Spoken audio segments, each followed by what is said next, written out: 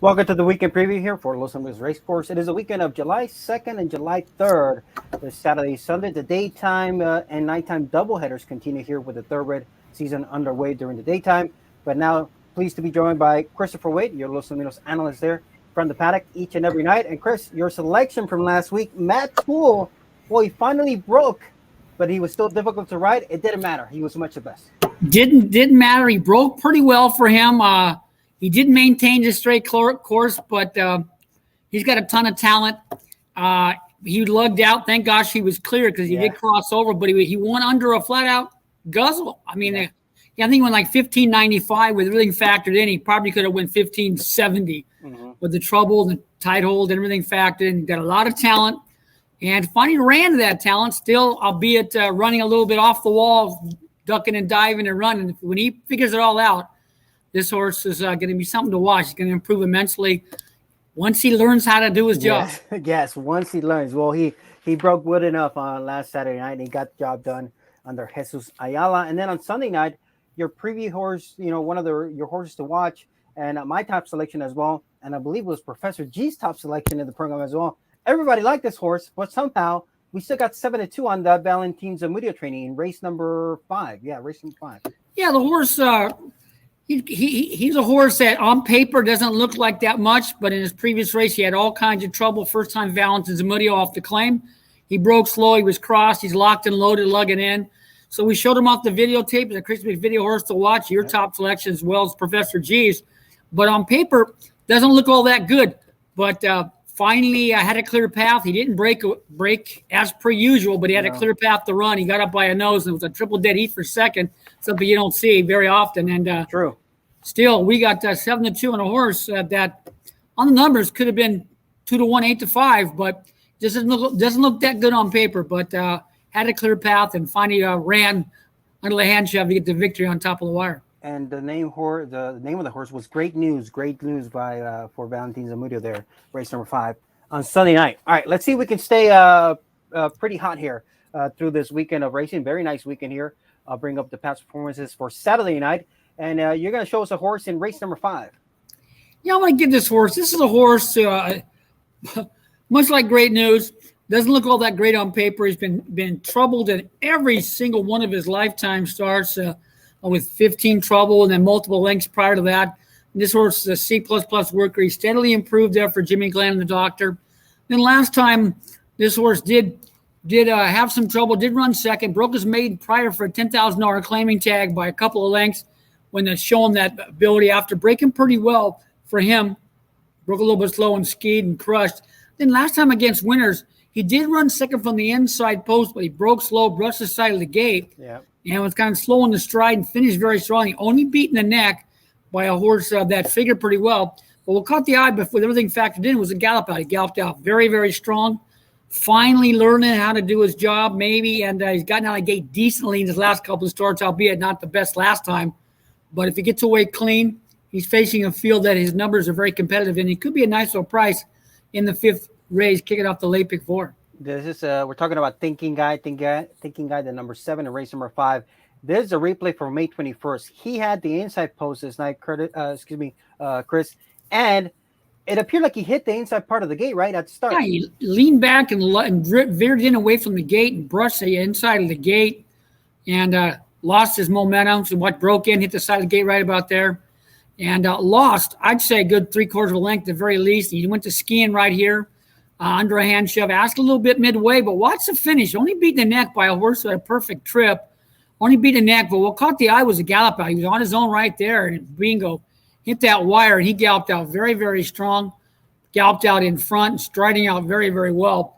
This horse is learning how to get out of the gate a little bit better. If he gets away clean, minds his manners in the gate, he could be a factor at a price there in the 5th event, get off that late pick 4. That will be Thinking Guy, Chris's selection for Saturday night. That will be race number 5, which is the start of the late pick 4. So looking to a little bit of a repeat selection there. Do you know the morning line odds on Thinking Guy? I think he's along the lines of 6-1. All right. So you might get a nice value there on Thinking Guy, who draws gate number 7 in a field of 8 runners there. Corona's Invader is going to be the outside runner. But you saw that replay, Thinking Guy. off of that big maiden diploma, they gave him some time off. And against Winners, he hit the gate there on the inside and still galloped out with a good amount of run there. So let's hope Thinking Guy can keep improving at a nice price for Chris. So Chris, thanks so much for that replay. Nice job with Matt Toole and great news last weekend. And don't forget, for the players watching, we also have the Vessel's maturity trials. Is that correct? Let me check. No, the Vessel Maturity final on Sunday night. So wait for those entries to come out for the Vessel Maturity on Sunday. And Saturday night's feature is the Independence Day Handicap. All right, Chris, are you tackling any other racetracks for the simulcast? Oh, yeah. Rotama Park opened up, and they got 11 races. We're handling the races 3 through 8 at Delta Downs. Mm-hmm. And we also handling races 3 through 11 at Rotama Park. Rotama Park opens their 22-night meeting. And they got some wide open events, but our numbers were very, very good last weekend at Delta Downs. We handicapped 5 races. We had 2 top winners, 2 second choices, and a third choice.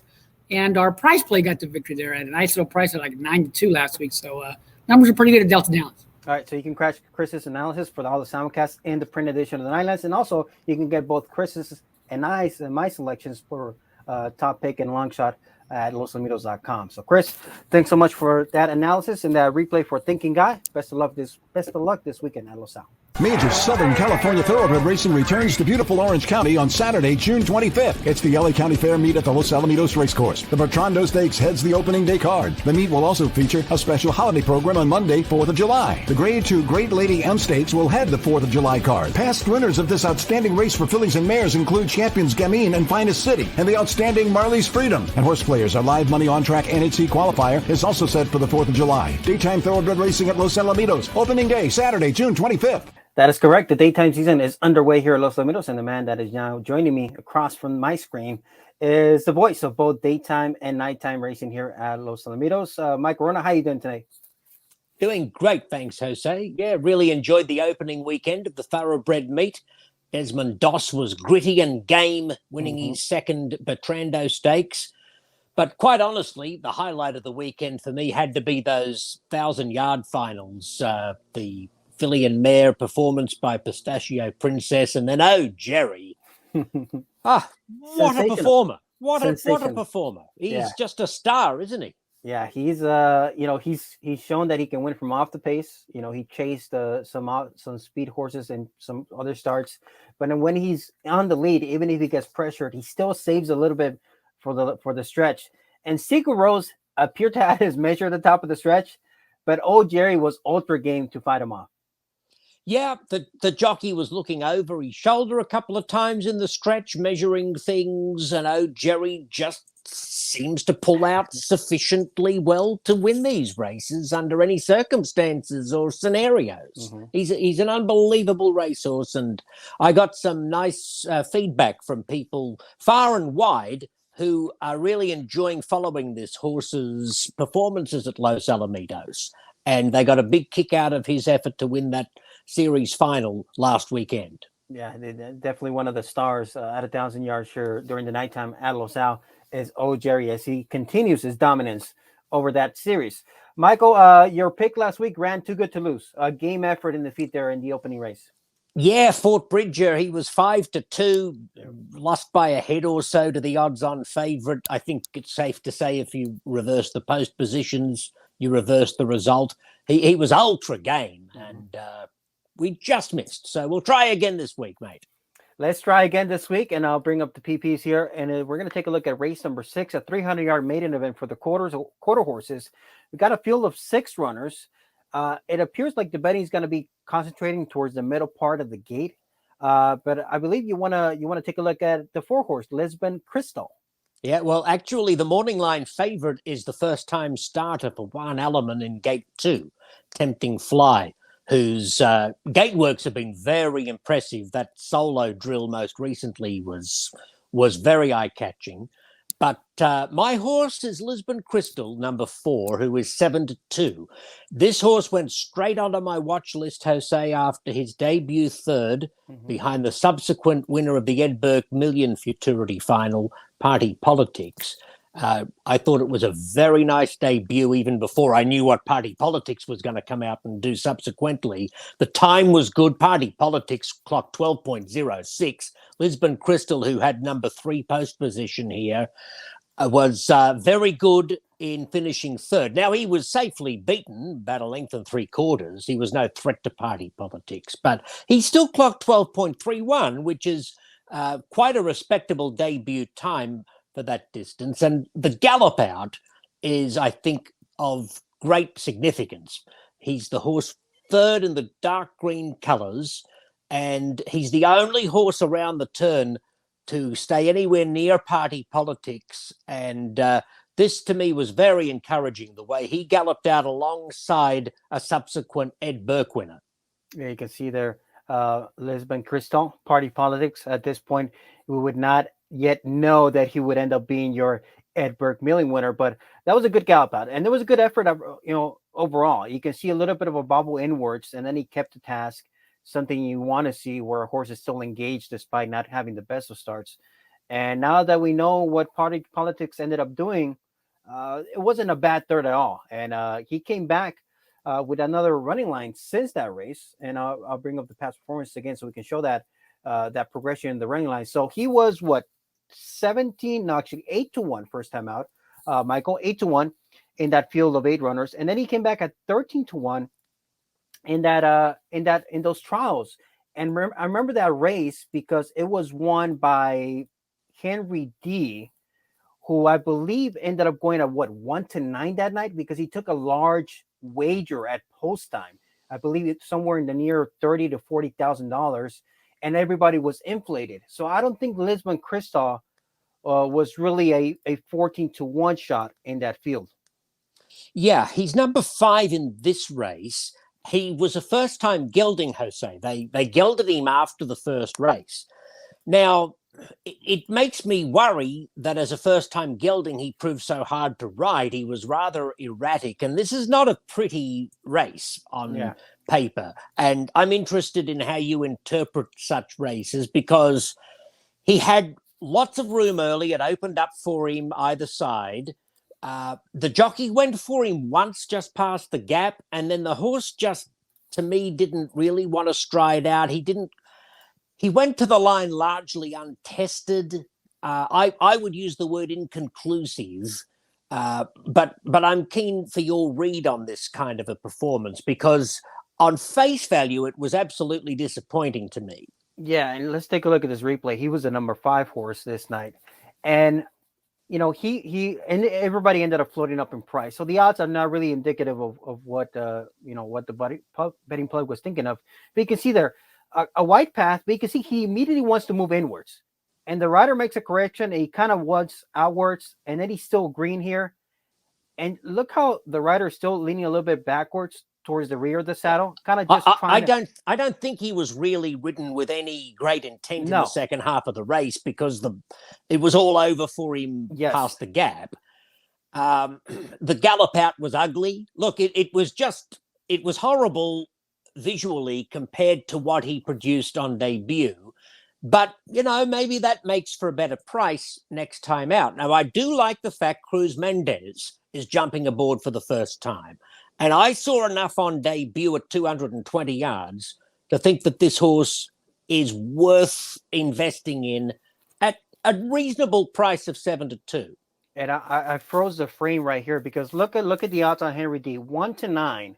So actually, Lisbon Crystal was the second choice that night. So don't let those 14-1 odds fool you, because everybody got inflated that night because of that large wager. But for me, looking at that video, after he had that awkward start, I don't think the rider really was worried about getting much out of this runner that night. He was kind of just trying to control him from not running into heels. And I think there's still more to give for a runner like this.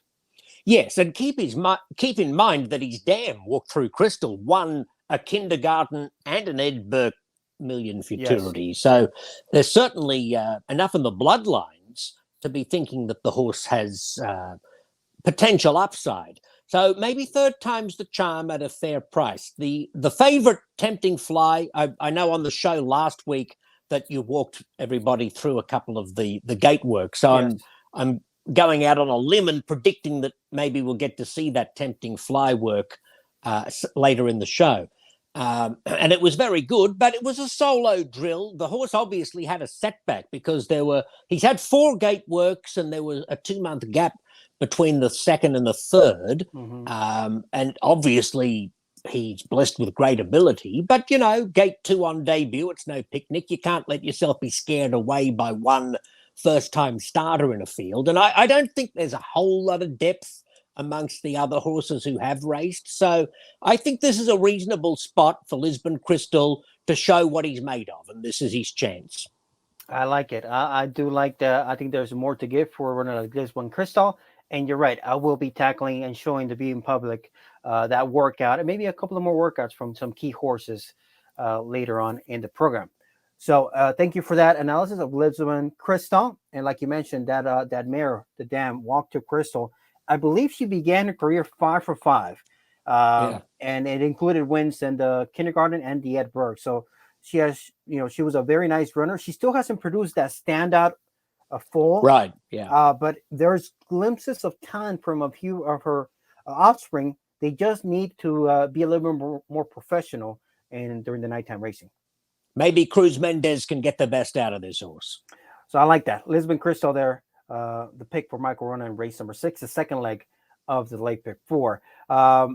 Looking forward to the continued daytime season here during this double headers, Michael. And we've got the vessel's maturity for the nighttime on Sunday night. And also you'll be calling the races on July 4th, a special Monday holiday card.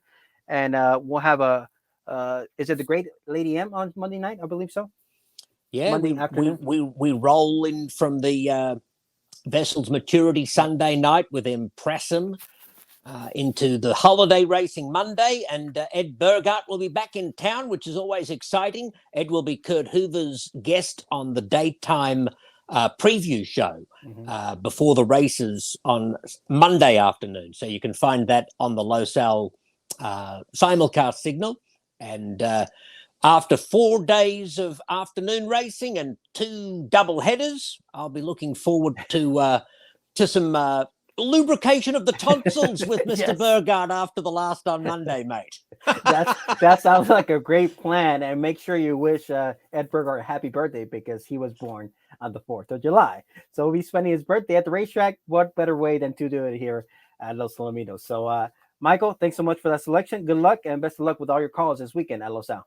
Thanks, mate. Good on you. The traditional $2 Pick 6 at Los Alamitos is always a great bet. On Sunday, June 5th, the Pick 6 had a season-high payout of over $76,000, and the total Pick 6 pool was over $128,000. On March 27th, the total Pick 6 pool was a meets best $320,000. Plus, on Sunday nights when there's not a carryover, Los Alamitos continues to add $10,000 to the Pick 6 pool. Talk about some good old-fashioned Pick 6 excitement. The traditional $2 Pick 6, a great bet, a great deal, always at Los Alamitos. Burns Ranch Stallions are strong in major stakes. Favorite Cartel sired 7 Grade 1 qualifiers in a single weekend. DKAA will go 2 for 2, defeating a political jet. Walk Through Fire also sired an Ed Burke finalist. He and Separate Interest each qualified 2 for the Los Alamitos Oaks. Burns Ranch also stands Fly Through the Fire, Mental Error, Foose, and MP Shining. Let Burns Ranch help you plan your racing future. Well, it was an exciting weekend here last weekend at Los Alamitos of capturing the finals of the summer series of the 1,000-yard distance point championship. So the summer finals are for both divisions, the filly mare and the boys division, were run here last Sunday evening here at Los Alamitos. They were run at races 3 and 4. Race 3 was for the ladies. Pistachio Princess got the job done. And race number 4, the boys divisions, it was the ultra-talented Jerry just dominating again and showing why he's been ultra tough to beat in this division. So let's catch up with a few recaps, some replays, and Professor G also gave us an interview with Lorenzo Ruiz, the trainer of Pistachio Princess. Here they are. Racing. Danny Bob and CA Dreamer quickly into stride. They dispute the early lead. Pistachio Princess third. Coruscation fourth, followed by Cholima and Coalinga Hills. CA Dreamer outpaces Danny Bob onto the main track, crosses that rival, zooms away to lead by 3 lengths. Danny Bob is second, followed by Coruscation on the outside of Pistachio Princess, who was relegated to fourth. A gap of 3 lengths away comes Coalinga Hills. Cholima trails at the 3/16 pole. CA Dreamer by more than 2 lengths. Danny Bob shifting off the rail. Pistachio Princess getting up on her inside, and Coruscation sitting wider into the stretch. A line of 3 chasing CA Dreamer. CA Dreamer shortening stride. Pistachio Princess closing strongly on the inside. Pistachio Princess taking the lead, really carving a niche for herself on this 1,000-yard course. Pistachio Princess gets by CA Dreamer to score in the 1,000-yard Fillies and Mares Summer Championship. I'm at the winner for Lorenzo, Pistachio Princess, she's been a tough nut to crack for a while now, and now gets it done here in the $30,000 race. How does this feel for you as one of the highlights of your career? It's a big relief to get this done. She's tiny, she's very feminine, but she's got a big, big heart. And you do it here with Beleco Racing and the rest of the team here. How special is it to do it with this team?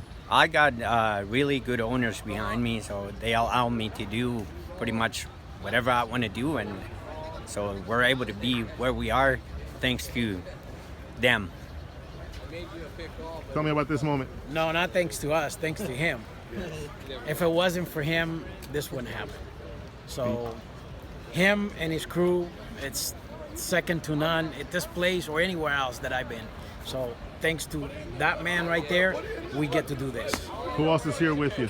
This is our other partner, Jaime Valdez, Felipe Carlos, Marco Ruiz, and our Gallup boy. Thank you, guys. Great race. Thank you. Great victory. Thank you. 3 for 3 now here at Los Alamitos.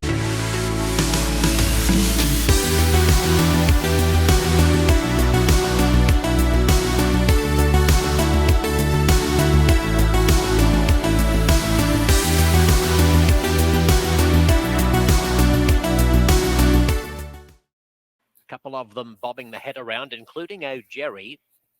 He's looking sideways at the moment. Racing!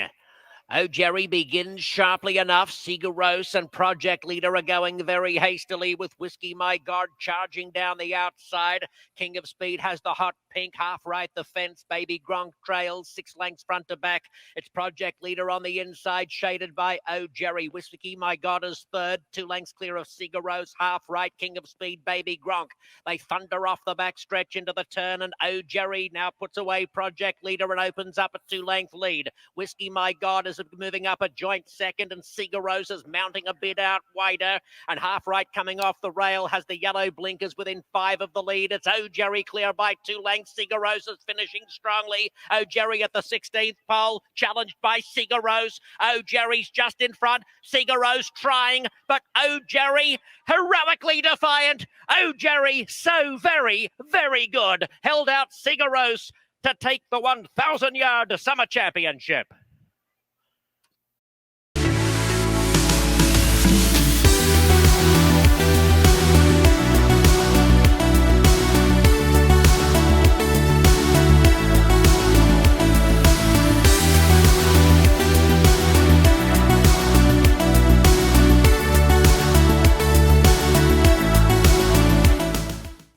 Congrats to the connection. So Pistachio Princess and Jerry there winning their respective divisions for the summer championships at 1,000 yards for the Fillies and Mares and the males. And thank you to Professor G for catching up there with Lorenzo, Ruiz, and Beleco Racing and the partnership involved with that very, very talented race mare, Pistachio Princess.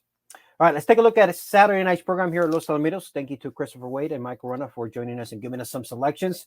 Let's highlight a couple of runners that I think are worth a look here for Saturday night. And we'll start with race number 4. Race number 4, the payoff leg of that early pick 4. Let's take a look at the runner by the name of Looking Hotter. So this 4th event does begin rolling pick threes, mid-card daily double as well, 330 yards for the maidens.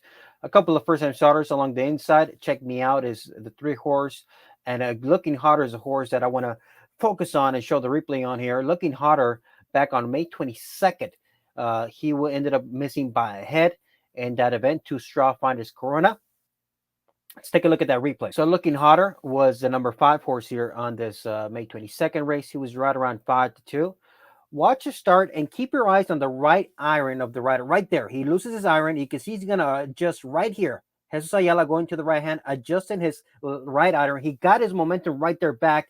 He asked Looking Hotter for a little bit of response, and he battles gamely here to the finish, and he just missed out. You can see a few strikes past the finish line. He was already on the lead here. Let's take a look again at the slow-mo replay here of Looking Hotter that night. He ran too good to lose, given everything that happened in the early part of the race. Also, our chart caller, George Arton, noticed a shoe repair. Take a look at the right iron right there. Loses it, adjusts right there, gets back into rhythm. At this point, the outside runner, Strawfire's Corona, had the lead and a perfect trip on the outside. Ends up holding on for the win at 1-2. But that was a very good effort in defeat for Looking Hotter regarding everything that happened there. Rider appeared to lose the iron. Jesus Ayala adjusted and still rallied for a very nice effort. Looking Hotter will be number 4 horse in race number 4 on Saturday night. All right, let's look ahead for race number 5. Race number 6. Race number 6. We'll look ahead to race number 6 because that is one of the races that has an interesting first-time starter by the name of Tempting Fly for the Juan Aleman barn. So let's take a look at those past performances here for Los Alamitos. Race number 6. So there's Looking Hotter, who we just mentioned, in race number 4. Looking Hotter will be the number 4 horse. Skip ahead for race number 6. Race number 6, Mike Wrona gave us an analysis and selection of Lisbon Crystal. But let's take a look at Tempting Fly, who was working a bullet 12:20 on June 14th, the fastest of 12 workouts that morning for this gelding by Fly Through the Fire out of Cool Tempter. Here's a workout. So Tempting Fly, solo workout, June 14th. Good break, quick strides, good acceleration. Rider allows him to kind of set into a good rhythm. A little bit of a shake of the reins right there, but then quiet hand ride, good energy, good time of 12:20, and a gallop out as well. So very energetic, looked very professional coming out of the gate, and settled very nicely here, and good energy after the finish line. So that's Tempting Fly, gelding by Fly to the Fire out of Coop Tempter, 12:20 workout.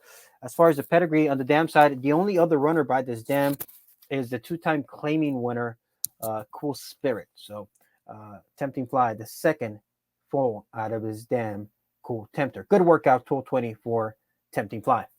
A reminder, you can watch all of those workouts on demand at your convenience, losalamitos.com. There you can search by date, and you can watch all the workouts, all the gate workouts, whether it be for older runners or first-time starters, 2-year-olds, or maybe horses that are coming into Los Al for the first time that posted a gate workout. So you can find that at losalamitos.com at your convenience.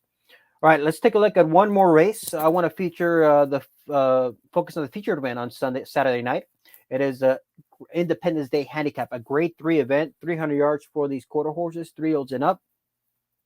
We got Milan Red on the inside, who's coming off of back-to-back victories at 10-1 and 7-2 respectively. Short margins, a neck and a nose. Good wins there for that one. Seattle Cartel is an invader. A second-time invader. Raced on May 22nd, but just broke a little bit off balance and didn't look to be traveling with good strides at all. Just kind of faded and didn't really show much. Now in the barn of Paul Jones. Just Beautiful Fire, Jaime Gomez trainee.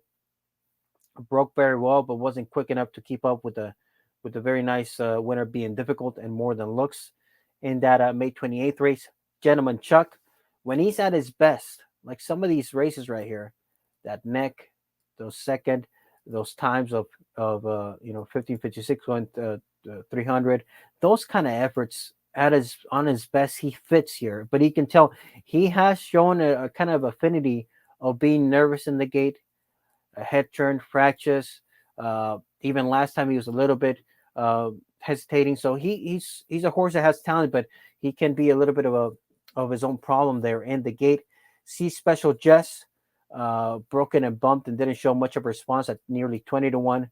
But 2 starts ago, he had a very good, nearly essentially perfect trip from the outside post, and he finished second by a nose to Milan Red under Jesus Ayala that night.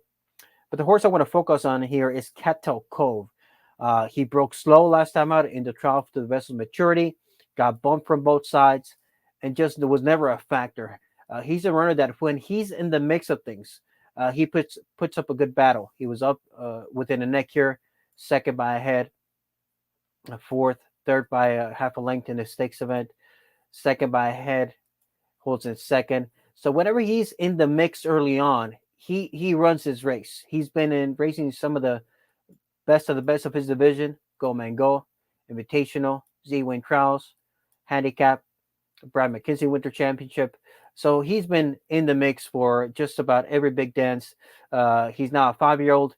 He's earned over $500,000, but I like the switch to the outside post. He gets gate number 6. And if he runs back to what he did in the Cahuilla Bar, went second to the Ultra Sharp Circle City, I think that effort will win this race. If he can repeat that effort, I think he'll be plenty tough. Let's watch that replay here from April 30th. Here's April 30th, the Cahuilla Bar. Cattail Cove was in gate 6 in a field of 7, so he was the number 7 horse this night. Cattail Cove, he was right under around 7-2 this night. He breaks out fairly well here. A little bit of a brush maybe just with the inside runner, but he has a nice wide path here to run, and he's in the mix here. He keeps on battling, and he puts up a very good effort. The winner there was the Ultra Sharp Circle City. You can see him gradually striding away, but Cattail Cove is still right there in there trying. And look at the final 8th, 9.45, and Cattail Cove was in there just keeping able to keep that second place finish. Circle City off of that win came back to win. The third place finish, Valiant, came back to win again. So he ran into a couple of nice runners that night, Cattail Cove, for the Bon Juan Alaman. So if he can repeat that effort this Saturday night and the Independence Day Handicap from the outside post, I think Cattail Cove, to me, is the horse to beat under the guidance of Ramon Sanchez for Juan Alaman. So let's look at some of the races there for Saturday night at Los Alamitos. And again, we'll conclude with the running of the Independence Day Handicap there on a Saturday night. So the double headers of daytime and nighttime racing here at Los Alamitos continues with the daytime thoroughbred season for a few more weeks. And our year-round nighttime quarter horse season continues as planned here on Saturday and Sunday evening. So there's a look. I like Cattail Cove in the Independence Handicap on race number 8 on Saturday night. Sunday night, we'll have the final of the Grade 1 Vessels Maturity here at Los Alamitos. And one of the main contenders and the fastest qualifier of trials night was the Impressum, who made his first local start here on the lights of Los Alamitos, and he looks sensational. Why don't you take a look at the replay of his sensational trial score and also with some thoughts in the post-race interview with Professor G, catching up there with Heath Taylor, talking about Impressum at Los Alamitos. They're ready now, gentlemen. Chuck's acting up in gate 4. Racing, gentlemen. Chuck broke outwards, bumped with Cattail Cove, who got pinched right back. It's Impressum with a narrow lead over Monopolist, who's firing a big shot to his inside, but Impressum has the lead over Monopolist. Impressum is coming right away from Monopolist, and they're followed by Cattail Cove and BF out first. But Impressum looking just like his earnings, $1 million, streaked away to beat Monopolist in the third of the Vessels Maturity Trials. Really beautiful race. We really made a commitment to want to come to Los Al this year. Actually the owner lives 10 minutes from Remington Park, and he skipped the $250,000 Remington Park Championship to commit to maybe coming here and running all year. So, you've been here a long time. You just never know. I've seen a lot of good horses here, and William Blaine and those kind of people used to be here all the time. They'd say, it's almost impossible the first out across the track. I mean, we saw SL and Big Daddy get beat. He's a Rambling Man get beat. Taylor Fit, just legend after legend. So you never know. It's just different rules, different racetrack. I only clipped him here about 220 yards, just as easy as you could possibly breeze one. So, You know, I didn't know how he would take to the racetrack, and but you know, got a good team, and they've done a really good job here with the horse.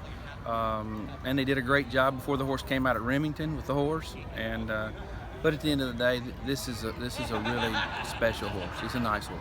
Absolutely, and he looked like $1 million even before the race, and of course during the race he did. But tell me how he's been able to just kind of keep that appearance that he has, just impressive. Well, you know, the horse actually, you know, and it was a phenomenal horse that beat him at Sunland, and the horse actually won the All-American Derby. Yeah, but instigator. But you know, at the end of the day, that was our horse's 11th 400 or 440 since May 1st. So that's a lot of Grade 1 races in 3 states, a lot of traveling. Take nothing away from the winner. They ran a crazy equibase speed figure that day. The track was horrible. In fact, almost scratched. Luckily, come out of the race perfectly clean, perfectly fine. But you could tell he was ready for a rest. So we gave him a bunch of time off at my farm in Louisiana, and then brought him back to Remington and trained him lightly, and then brought him out here. Impressive victory, and great to see him out here on the track at Los Al. Thank you, sir, and thank you and everybody here at Los Alamitos for the opportunity. And you know, I want to say a special shout out to thank Dr. Allred for the opportunity to race here. You know, as things change throughout racing, you realize that it's a privilege to race somewhere, not a right. And we had a few bumps in the road, but I owe him a thank you publicly. Thanks so much. That was a look at Impressive, who is the expected clear favorite in the final of the Vessel's Maturity on Sunday night. So if you're tuning in for the daytime thoroughbred program, reminder that for the daytime thoroughbred racing, reminder that on Monday, there's a special July 4th card on Monday afternoon here at Los Alamitos. And tune into the Simulcast preview show there, hosted by Kurt Hoover. His guest on Monday will be none other than Mr. Ed Burghardt. Ed Burghardt is back in town. He'll be joining Kurt Hoover there for the pre-race show. Excuse me, about an hour before post time, because around the 30-minute mark, you'll hear Mike Wrona announcing the changes. So about an hour before post time, tune into the live simulcast signal from Los Alamitos via your favorite ADW, TV.com, or you can also watch it at losalamitos.com through the live video free link there, losalamitos.com. So Ed Burghardt, on his birthday, July 4th, will be joining Kurt Hoover on site there at Los Alamitos. Once again, thank you to Mike Wrona, Christopher Wade, Professor G for getting us all those interviews and video recaps. Thank you for tuning into this program and this preview show. Hope you catch a few winners this week at Los Alamitos. We'll see you out there at the race.